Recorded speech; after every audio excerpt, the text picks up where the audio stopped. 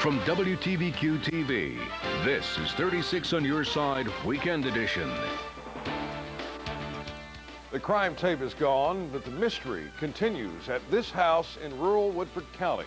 One man is dead. Police are asking questions. Murder in Midway is our top story tonight on 36 on Your Side. And good afternoon, I'm John Wesley Brett. A 29-year-old Hispanic farm worker was killed this week, and police are looking for who did it and why. Richard Essex has been following this case, joining us now from the newsroom. Richard. Thursday night, somebody called the Woodford County Police Department to report a man was lying unconscious on his floor. The man was lying unconscious on the floor of this house on Weisenberger Mill Road, about 2 miles east of Midway. When police found 29-year-old Rotilio Rosales, he was dead. The coroner said the man died from injuries to his head, but we were told today the man might have been stabbed. No one will say exactly what did happen, but police are considering this to be a murder. So far, no one has been arrested. Rosales worked as a farmhand at Sagoni Farm. We understand that he's been in the United States for at least a couple of years. Rosales' body was taken to the medical examiner's office in Frankfurt. We are told that he has a wife and children back in Mexico, and that his body will be sent back to Mexico probably later on this week. And JW, we are also told that nobody's been able to get a hold of Rosales' wife, so she doesn't know about this yet. Bless her heart. Thank you very much, Richard. You're welcome. Prosecutors in Kentucky and several other states are waiting to see what happens with the death sentence against the man we know as the railway killer before deciding whether to spend any more time and money on more trials. Angel Resendez says he's responsible for now up to 19 murders over a 3-year killing spree, including one in Lexington. Last year, he was sentenced to death in Texas for killing a Houston doctor. Resendez wants to speed up his execution, but an automatic appeal has to play out before a judge can grant that request. And if that does indeed happen, then it appears likely that he will be executed, and Kentucky and the other states may just let that process run its course. There is a chance to win big tonight. The Powerball jackpot now up to $92 million for tonight's drawing. Far from a record, but still a nice chunk of change. And lottery outlets say they have had a steady stream of folks today, spending anywhere from $1 to $100. The winner must match 5 numbers plus the Powerball, and plenty of time left to play. The drawing doesn't happen until just before 11 o'clock tonight. We hit the jackpot in terms of the weather today, though it still was not warm enough, really, to go swimming outdoors. Yet, hundreds of brave souls, sporting some very interesting attire, took a plunge in this pool. It's the annual Polar Bear Plunge for Special Olympics held this morning at Texas Roadhouse on Richmond Road. Individuals and groups from all over raising money to be able to do this, including a bunch of guys from London. They all jumped on the bandwagon. Everybody there was great. We did a lot of fundraising at work. Through employee donations and matching funds from the London company, they raised more than $9,000. In all, some 259 folks took the plunge, helping raise well over $45,000, nearly doubling last year's fundraiser. And oh, by the way, the 36 on Your Side team took the plunge today. Our Christy Dutton, yeah. What for? John McQuiston and some other guys who work behind the camera helped us with the plunge today. WTVQ, of course, a very proud sponsor of the Polar Bear Plunge this year. That's Dave Folke. That's actually our boss. Well, despite the recession, the president vows we won't skimp in funding the war on terror. We're going to update you on the war effort and the incredible dollar amounts the president disclosed today. And also we'll have a story about something we all dread, the fear of flab as we get older. Stay tuned for a fresh twist on staying fit over 50. You're watching WTVQ 36 on Your Side Weekend Edition. Democrats and Republicans are getting ready to do battle over the federal budget. The president's going to give us his ideas on Tuesday, but today he said there will be no discussion on cutting back the funding for the war on terrorism. Barbara Pinto has more tonight on the war effort and its costs. The search for Osama bin Laden and Taliban leader Mullah Omar has not let up. The man running the war, General Tommy Franks, says the U.S. receives new intelligence daily, and American soldiers are following up on those leads every day. Work remains to be done. We have said that all along, and among that work will be to find the leadership of these terrorist organizations. General Franks in Pakistan for a meeting with President Pervez Musharraf says he hopes diplomacy will settle the friction between India and Pakistan. He told Musharraf American troops stationed in Pakistan have no plans to leave. Across the border in Afghanistan, the first group of Spanish peacekeepers arrived. Some will patrol the streets of Kabul. Others will provide security at Kabul's recently opened international airport. On the home front, President Bush returned to the White House today after meeting with his congressional advisors at Camp David. The president is preparing for his State of the Union address. One of the cornerstones of that message is the president's proposed budget, including an extra $48 billion in defense spending, the largest increase in 20 years, and another $38 billion for Homeland Security. We'll protect our people in every way necessary, and we will carry on the campaign against global terror until we achieve our goal, the peace that comes from victory. In the Democratic response to the president's radio address, Senate Majority Leader Tom Daschle backed President Bush in the war on terrorism, but said the president needs to focus more on the economy. Barbara Pinto, ABC News, Washington. And when we come back, the weather lured many people outside today to enjoy the warm temperatures. And as we mentioned earlier, it wasn't exactly warm enough for swimming, but close enough for our Christy Dutton. Her forecast is next.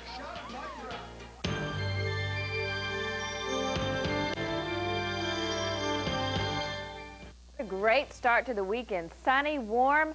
Yes, that water was cold. Hopefully they don't show that video any more times this show, but we have no showers to report on our live Super Doppler 36 radar at the 100-mile scan. A beautiful day out there. Let's check our temperatures. Right now, still not too bad out there. 49 degrees in Lexington, also that in Frankfort. Covington checking in at 48.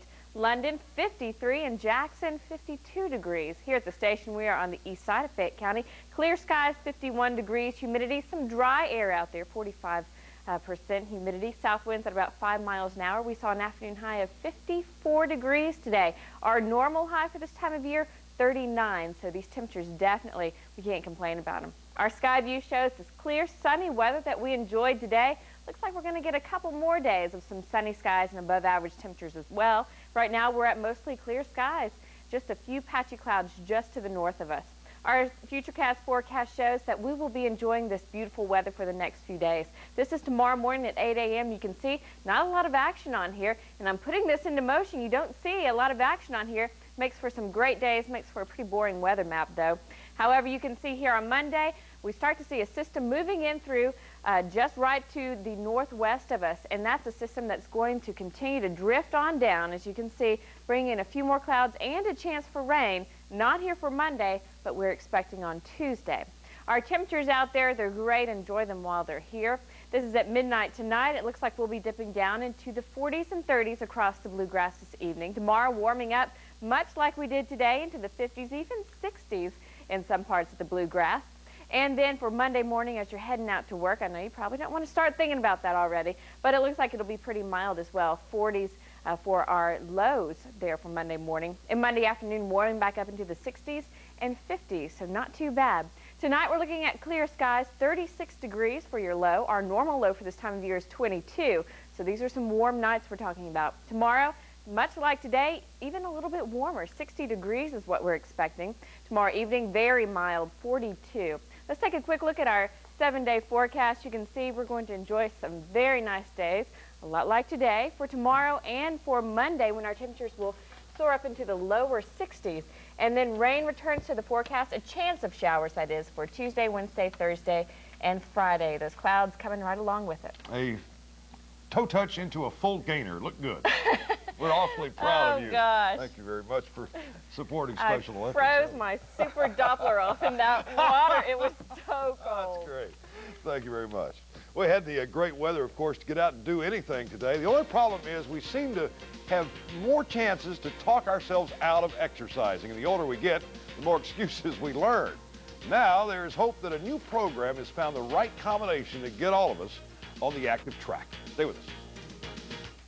Staying fit can be hard at any age, and it does not get any easier as we grow older. But some folks in Nashville now think they've developed a new program that we all can stick with. So tonight we're on your side with its Medical Watch. Reporter Mary Norton has a look at what's different about the Fit Over 50 program. Ernestine Bowers leads the Greater Nashville Area Agency on Aging and worked with AARP to develop the Fit Over 50 program.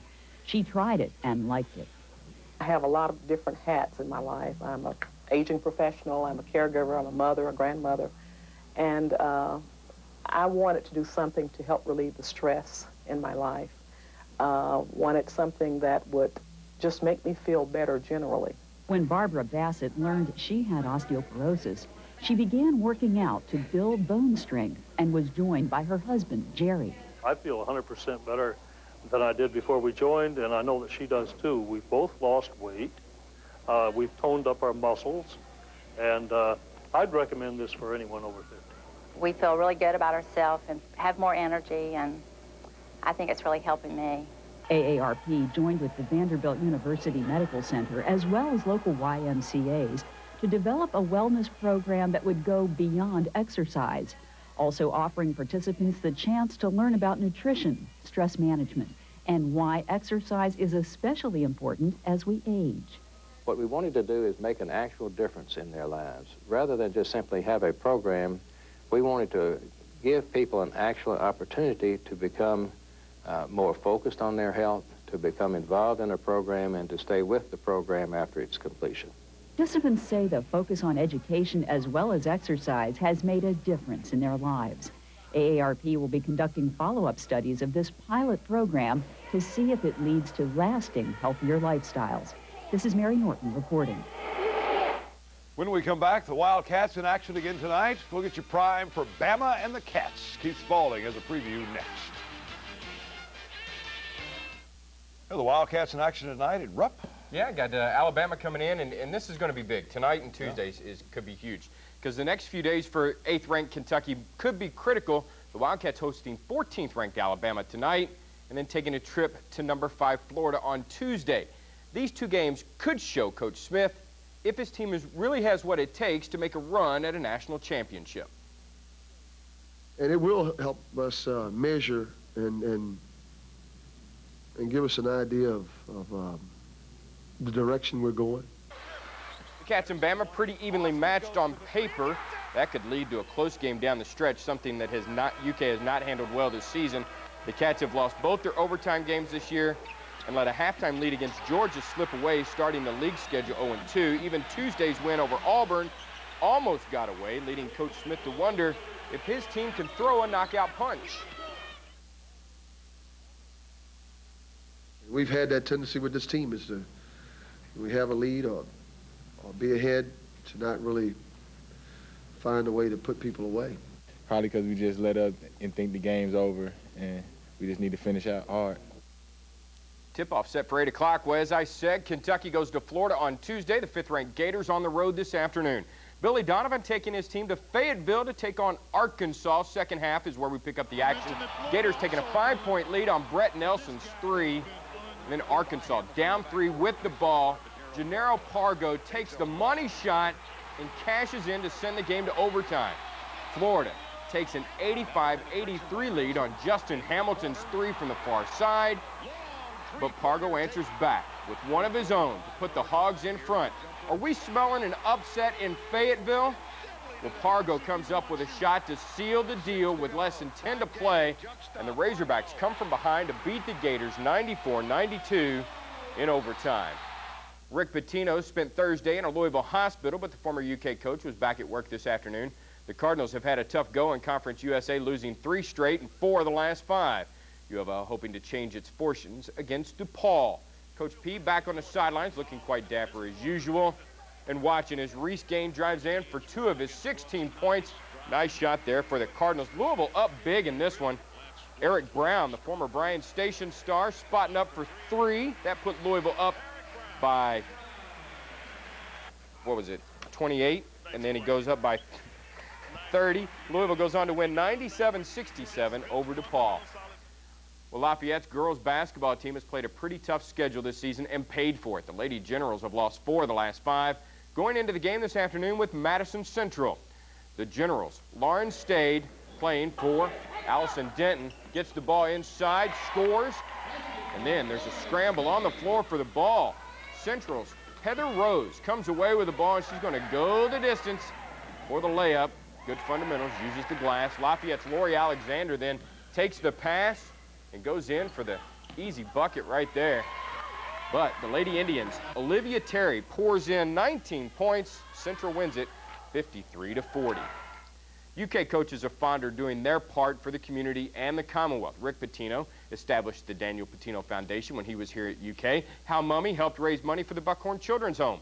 Tubby and Donna Smith raised money for the Alzheimer's Research Program. And UK football coach Guy Morris gives his time and energy to the Special Olympics. Last fall, the coach led a motorcycle rally to raise money for the special needs athletes. And today, Big Guy took the icy plunge for a chill of a lifetime over at the Texas Roadhouse. Oh, wow. Good form, by the way, Coach.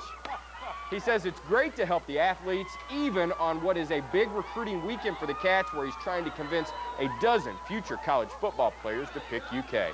The main thing for us, especially this weekend, is to survive this jump and get as many of these kids to commit while they're here as we can. Coach pulling double duty. All the football recruits will be at the basketball game tonight. All right, a lot of style there. Thanks so much for watching. We'll see you again tonight at 11. Good night. See you then. This has been WTVQ 36 on Your Side Weekend Edition. We're on your side and online at WTVQ.com.